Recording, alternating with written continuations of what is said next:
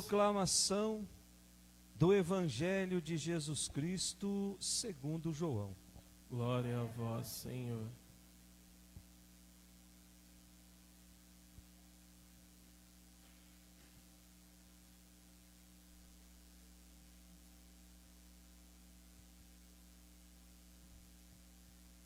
Ao anoitecer daquele dia, o primeiro da semana, estando fechadas por medo dos judeus as portas do lugar onde os discípulos se encontravam, Jesus entrou e, pondo-se no meio deles, disse: a paz esteja convosco.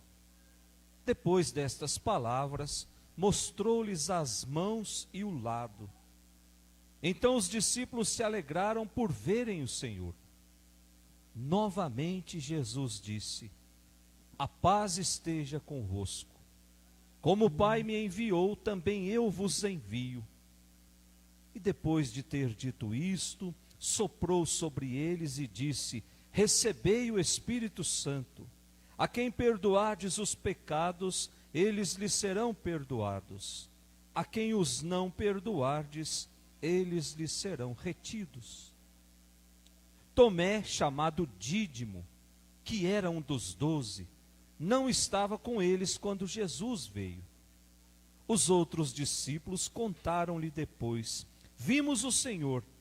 Mas Tomé disse-lhes: se eu não vir as marcas dos pregos em suas mãos, se eu não puser o dedo nas marcas dos pregos, e não puser a mão no seu lado, não acreditarei.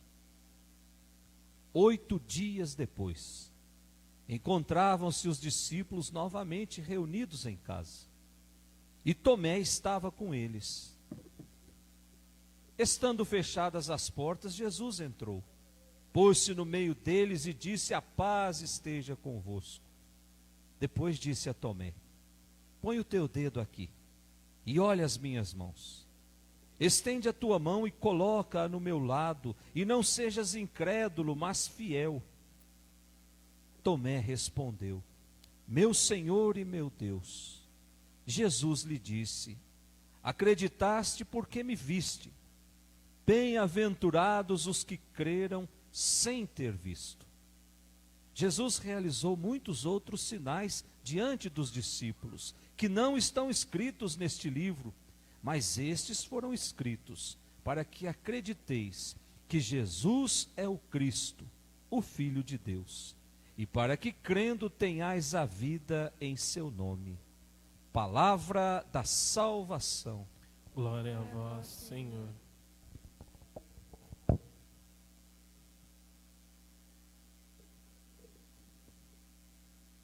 Que as palavras do Santo Evangelho perdoem os nossos pecados.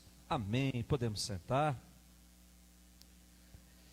Caríssimos irmãos que nos acompanham ao vivo pelas redes sociais, nós chegamos ao domingo de número 2 da nossa caminhada de tempo da Páscoa. É o segundo domingo do tempo da Páscoa. E a liturgia desse segundo domingo vem nos apresentar a comunidade como o local onde Cristo se manifesta. Comunidade como um local privilegiado para que eu possa me encontrar com Jesus. Eu me encontro com Jesus dentro de uma comunidade. E nós vamos entender isso nessas 3 leituras que nós acabamos de ler. Primeira leitura foi tirada do livro dos Atos dos Apóstolos, o capítulo 5. Nós já sabemos que os Atos dos Apóstolos apresenta a caminhada da igreja que ela percorreu desde Jerusalém até Roma. Lembrando que foi em Jerusalém que tudo começou. E aí o texto que nós lemos hoje apresenta o testemunho da igreja através de 2 figuras, Pedro e João. Portanto, aquilo que Jesus fez durante toda a sua vida pública, agora quem está responsável para fazer é a igreja. Jesus confia à sua igreja levar adiante aquilo que ele começou. Não é porque Jesus morreu que a proposta de salvação acabou. Agora a salvação nos é oferecida através da igreja de Cristo. essa igreja que nós estamos, católica, apostólica, romana. Quanto a isso não paira dúvida nenhuma. A nossa igreja não foi fundada num fundo de quintal ou numa garagem alugada. A nossa igreja foi fundada e nasceu do coração de Jesus. Foi o próprio Cristo que a quis assim. E aí, com a sua subida para o céu, o que aconteceu? Ele passa para as mãos dos discípulos a missão de continuar semeando o reino de Deus. E aí os apóstolos continuam a sua missão. Os bispos são os sucessores dos apóstolos. O Papa é o sucessor de Pedro. Meus irmãos, nada é impossível para aqueles que recebem de Cristo a força para testemunhar o seu amor. Nada é impossível, desde que eu tome posse desse amor. E nós recebemos essa força lá no dia do nosso batismo. E se nós levássemos a sério que nós somos comunidade de irmãos, que nós somos uma grande família, unidas pelo mesmo sentimento, solidários uns para com os outros, se nós levássemos a sério isso, nós revolucionaríamos o mundo. Nós abalaríamos as estruturas de morte que existem no nosso meio. Só que muitas vezes a gente não leva a sério isso, que nós somos essa comunidade que nasceu da Páscoa. Depois da nossa segunda leitura, tirada do livro do Apocalipse de São João, capítulo 1. O Apocalipse foi escrito depois do ano 80, depois de Cristo. E mais ou menos lá pelo ano 95, Domiciano começou a perseguir a igreja de uma forma muito violenta. Quem seguisse a Cristo e manifestasse para os outros que era um seguidor de Cristo, era perseguido e era morto.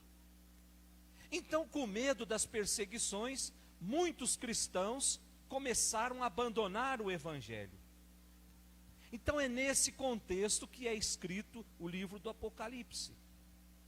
Um lugar de medo, um lugar de martírio. E qual era o objetivo do autor, senão apresentar ao ouvinte uma leitura profética da história que fosse capaz de ajudar a enfrentar as tempestades com esperança, acreditando sempre que Cristo é o grande vitorioso. Então, meus irmãos, a economia do nosso país pode estar em crise. O mundo pode estar em crise. O meu país pode estar em crise, mas a minha esperança, ela nunca pode estar em crise. Quando a esperança entra em crise, nós com muita facilidade nos deixamos levar pelas seduções desse mundo, pela vida fácil, pela vida sem compromisso, por aquela vida light, né? O light, o que está escondido atrás da mentalidade light? É que nós podemos tudo. A nossa esperança não pode ser uma esperança light.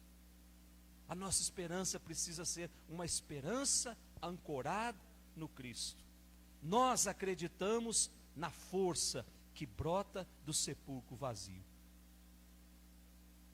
E por fim, o nosso evangelho de hoje, o capítulo 20 do evangelho de São João.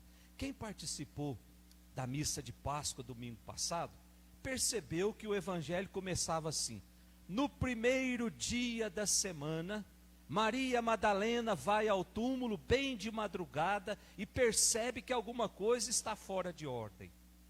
Estão lembrados? E aí ela vai correndo e diz para o discípulo amado e também diz para Pedro: olha, eu acho que roubaram o corpo de Jesus. E aí os dois saem correndo, chegam lá, o discípulo amado primeiro, percebe que de fato alguma coisa estava errada. E aí nós meditávamos a postura de Pedro e do discípulo amado. Pedro, um senhor que correndo junto com um jovem de 17 anos, é lógico que o jovem vai chegar primeiro. Mas o jovem chega e não precisou entrar dentro do sepulcro para perceber que não tinha nada ali dentro.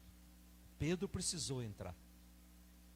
Pedro não acreditava que a ressurreição fosse possível. Pedro acreditava que a morte tinha aniquilado com Jesus. O discípulo amado não. O discípulo amado é aquele que ama Jesus e que é amado por Jesus. E quando eu amo e quando eu sou amado, eu descubro coisas que o mundo não descobre. O amor nos leva a descobertas. E o que é que o discípulo amado descobriu? Descobriu que Jesus tinha ressuscitado. Porque o amor dele por Jesus e o amor de Jesus por ele, a sintonia que ele tinha no coração de Jesus, o fez acreditar que a morte não dá a última palavra daqueles que doam a sua vida pelo outro. E agora nós estamos no finalzinho do dia. Como é que começa o evangelho de hoje? Ao entardecer daquele primeiro dia. Portanto, é um dia só. Começou com as mulheres indo ao túmulo e agora termina com Jesus aparecendo para eles. Estando fechadas as portas por medo dos judeus. Portanto, os discípulos de Jesus estavam trancados dentro de uma caverna, porque estavam com medo de acontecer com eles a mesma coisa que aconteceu com Jesus. E aí o que acontece? Jesus entra. Jesus se coloca no meio deles. Prestem atenção nos gestos de Jesus. Jesus aparece e se coloca no meio. Quem está no meio é visto por todo mundo. Eu estou aqui praticamente no meio. Todos vocês estão olhando para mim. Quem ocupa a posição central, todo mundo está de olho. E o que é que acontece? Jesus diz para eles: a paz esteja convosco. Ou seja, aquela comunidade que estava com medo, aquela comunidade desamparada, aquela comunidade insegura, ainda não havia feito a experiência do ressuscitado. Então Jesus, ao assumir, ao se colocar no meio deles, ao assumir o ponto de referência, Jesus transmite para aquela comunidade a paz, dizendo assim: quem está olhando para mim não precisa ter medo. A paz esteja convosco. Discípulo de Jesus, que tem os olhos fixos em Jesus, não precisa ter medo. O medo nos paralisa, o medo rouba a nossa esperança, o medo nos faz inseguros. Discípulo de Jesus não pode ter medo. Mas Jesus faz outra coisa, além de colocar-se no meio, além de transmitir a paz, o que é que Jesus faz? Jesus mostra para aquela comunidade as marcas do seu amor para com cada um de nós, mostra as mãos furadas pelos pregos, mostra o lado aberto pela lança. E aí diz o versículo 20, que ao verem isso os discípulos se encheram de alegria. Ou seja, reconhecem Jesus a partir das marcas do seu amor para com cada um de nós. Jesus está vivo quando eu olho para as suas chagas abertas. Olha só que coisa interessante. Mas Jesus não para por aí. Jesus se coloca no meio, Jesus transmite a paz, Jesus mostra as marcas, e o que é que Jesus faz em seguida? Jesus sopra sobre eles o Espírito Santo. O sopro nos lembra o que, gente? Livro do Gênesis, quando Deus cria o homem, junta aquele monte de barro e sopra no nariz daquele monte de barro o sopro da vida, o homem passa a ser um ser vivente. Agora Jesus repete o mesmo gesto, só que agora Jesus transmite a vida nova para aquela comunidade medrosa. E a partir dessa vida nova, o homem tem a possibilidade de ser novo também. Aí nós temos a segunda parte do Evangelho, que vem nos mostrar que a fé, ela se chega pela vivência numa comunidade. E aí nós temos a figura de Tomé. Tomé, que era um dos 12, diz o Evangelho, que não estava presente naquele momento. E aí quando disseram para ele: olha, nós vimos Jesus. E aí, o que é que Tomé diz? Olha, se eu não colocar a mão lá no buraco dos pregos, não colocar o dedo lá no lado aberto, eu não acredito. Aliás, gente, eu não sei se vocês já perceberam que Tomé era um grande incrédulo. não só nesse dia, mas lá no capítulo 20, no capítulo 14, no versículo 4, já tem Tomé dando uma demonstração que não tinha muita fé. Quando Jesus disse, olha, eu vou para um lugar, eu vou preparar um lugar, depois eu volto, e para onde eu vou, vocês conhecem o caminho. E aí o Tomé vem dizer, como é que nós conhecemos o caminho, se nós nem sabemos para onde o Senhor vai? E aí o que é que Jesus diz para Tomé? Ô Tomé, eu sou o caminho, eu sou a verdade, eu sou a vida. Ele usa um artigo definido para dizer que não existe outro caminho para o céu, senão o caminho que passa por Jesus. Não existe outra vida além dessa, senão a vida de Jesus. Não existe outra verdade, senão a verdade de Jesus. O próprio Jesus está dizendo isso. Esse negócio de, eu acredito em outras vidas passadas, na reencarnação. Jesus está dizendo, eu sou a vida, portanto é uma vida só. A vida de Jesus correndo dentro de nós. Então Tomé era um grande incrédulo. E aí ele quer nesse evangelho agora uma demonstração particular só para ele. Se eu não colocar o dedo lá, eu não acredito. E aí diz o evangelho, 8 dias depois, Jesus deixou Tomé curioso por 8 dias. Imagina, quando a gente recebe, alguém fala que vai falar alguma coisa para nós, e se demora 2 horas para falar, a gente quase morre de curiosidade. Imagina Tomé, 8 dias esperando. E aí, todo o ritual, estando fechadas as portas, Jesus aparece, Jesus sopra, transmite a paz. E aí Jesus se volta para Tomé e diz, ô Tomé, põe a tua mão aqui. Jesus não dá esse gostinho para Tomé de uma demonstração particular. Jesus se revela em comunidade, estando todos reunidos, e Tomé estava junto. Outra coisa de Tomé, gente, se todo mundo estava fechado dentro da caverna por medo, o que é que o bendito do Tomé estava fazendo fora? Tomé não estava nesse dia, não é isso que está escrito aqui? Aí foram dizer, olha, nós vimos o Senhor. Por isso que ele diz, olha, eu preciso pôr a mão lá, senão eu não acredito. É que esse fora pode ser, gente, não um fora físico, pode ser um fora de coração. Eu posso estar aqui dentro da igreja, mas o meu coração está lá fora, na preocupação, o que eu vou fazer de almoço hoje? Eu não consigo, quando a minha preocupação está lá no mundo, eu não consigo ver os sinais do ressuscitado perto de mim. A comunidade ficou cheia de alegria e eles não foram capazes, e Tomé não foi capaz de perceber essa alegria. Eles tinham visto o Senhor. E Tomé junto com eles, mas o coração lá no mundo. E aí Jesus faz essa segunda aparição, mas em comunidade. É quando a comunidade se reúne para celebrar o amor fraterno.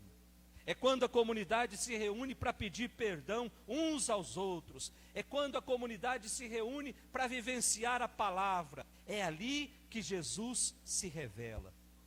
Isso é a Eucaristia que nós estamos celebrando. É no pão partilhado que nós vamos encontrar Jesus ressuscitado. Vamos pedir para Deus essa graça, nessa Eucaristia que nós estamos celebrando.